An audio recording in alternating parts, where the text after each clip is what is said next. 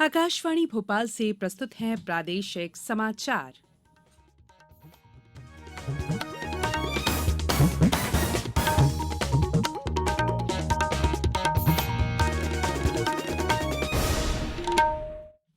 नमस्कार, समाचारों के साथ मैं संयुक्ता बैनर्जी।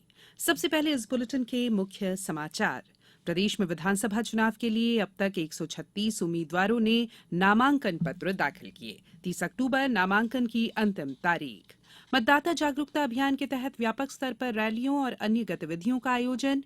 मेरी माटी मेरा देश अभियान के तहत भोपाल से 29 अक्टूबर को 1000 से ज्यादा यात्री अमृत कलश लेकर दिल्ली रवाना होंगे।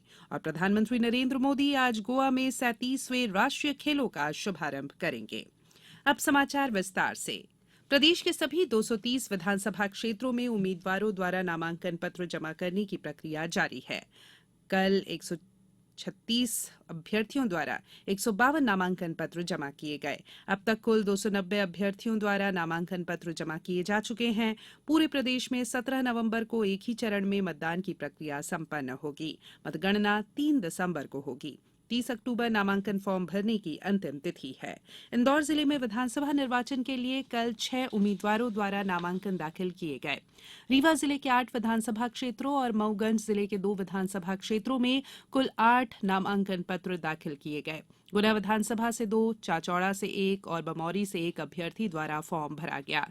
सिंगरौली जिले के 3 विधानसभा क्षेत्रों में सिंगरौली से 1, विधानसभा क्षेत्र देवसर से 2 उम्मीदवारों ने नामांकन पत्र दाखिल किया है।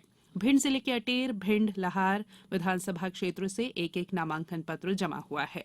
पन्ना जिले के पवई में 1 नामांकन पत्र जमा हुआ। बैतूल जिले की विधानसभा सीटों के लिए 3 अभ्यर्थियों ने अपने नामांकन पर्चे दाखिल किए हैं।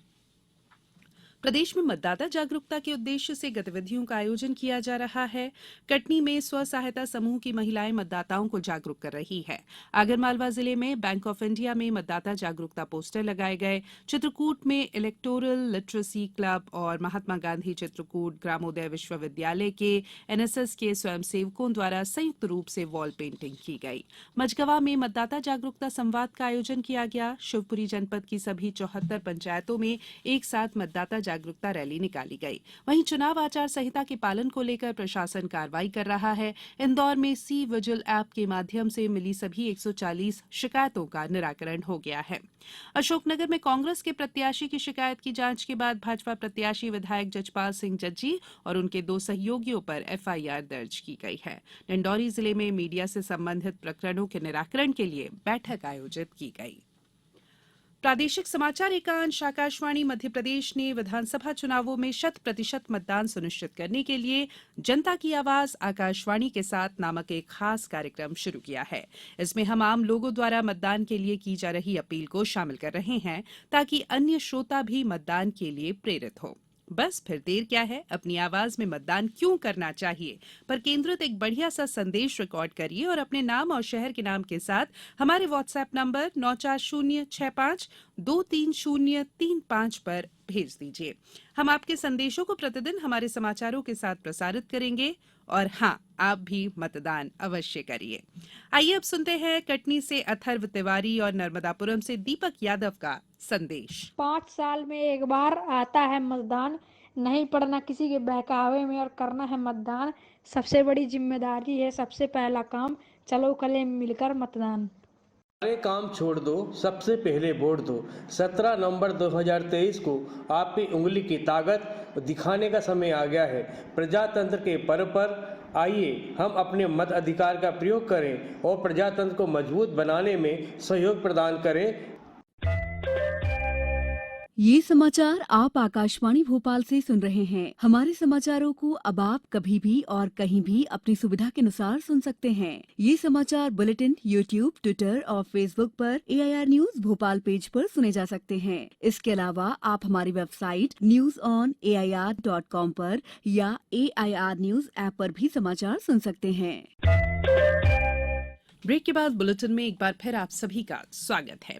एक राष्ट्र एक चुनाव समिति की दूसरी बैठक नई दिल्ली में कल संपन्न हुई। सरकार ने लोकसभा और राज्य विधानसभाओं के चुनाव के साथ कराने के मुद्दे पर पूर्व राष्ट्रपति रामनाथ कोविंद की अध्यक्षता में एक उच्च स्तरीय समिति गठित की है। ये समिति देश के संविधान के वर्तमान ढांचे और अन्य वैधानिक प्रावधानों को ध्यान में रखते हुए सिफारिशें करेगी। केंद्रीय मंत्री अमित शाह, राज्यसभा में विपक्ष के पूर्व नेता गुलाम अली आजाद, कानून मंत्री अर्जुन राम मेघवाल और अन्य लोग बैठक में शामिल हुए। समिति का नाम बदलकर एक राष्ट्र एक चुनाव पर उच्च स्तरीय समिति कर दिया गया है। 6 राष्ट्रीय दलों, 33 राज्य स्तर के दलों और 7 पंजीकृत गैर मान्यता प्राप्त दलों को एक राष्ट्र एक चुनाव पर सुझाव देने के लिए पत्र भेजे गए हैं। बैठक के दौरान राष्ट्र एक चुनाव के लिए एक वेबसाइट का शुभारंभ भी किया गया।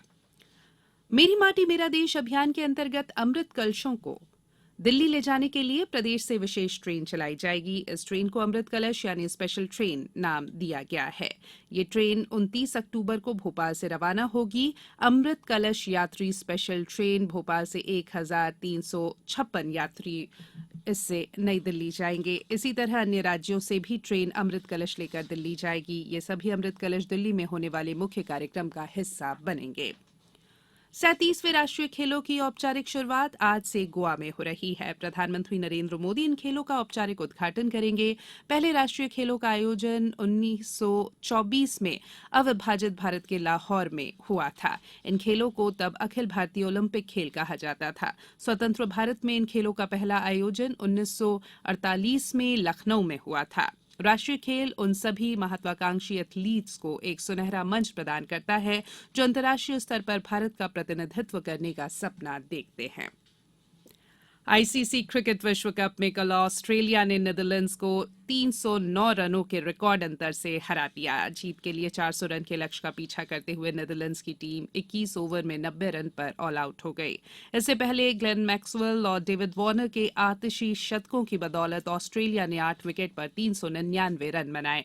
डेविड वार्नर ने 104 रन बनाए जबकि मैक्सवेल ने 40 गेंदों में एक दिवसीय विश्व कप के इतिहास का सबसे तेज शतक बनाया। उन्होंने 44 गेंदों में 106 रन बनाए। आज दोपहर 2 बजे बेंगलुरु के एन चिन्नास्वामी स्टेडियम में इंग्लैंड का मुकाबला श्रीलंका से होगा। अब कुछ समाचार संक्षेप में। केंद्रीय शिक्षा मंत्रालय ने कहा है कि एनसीईआरटी ने चंद्रयान 3 के बारे में विद्यार्थियों को जानकारी देने के लिए 10 विशेष मॉड्यूल सोच समझकर तैयार किए हैं। इनमें इस मिशन से जुड़े वैज्ञानिक, तकनीकी, सांस्कृतिक और सामाजिक पहलुओं को विस्तृत रूप से बताया गया है।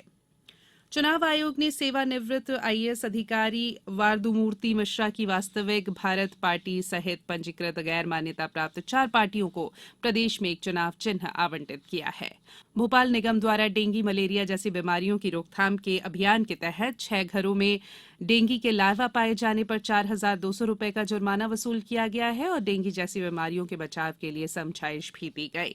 खंडवा जिले में मतदान दलों का ईवीएम अभ्यास विशेष प्रशिक्षण आज और कल आयोजित होगा और मैहर के नादान देहात थाना क्षेत्र में कल रात ट्रक और कार की टक्कर में 3 युवकों की मृत्यु हो गई, वहीं एक युवक गंभीर रूप से घायल हो गया।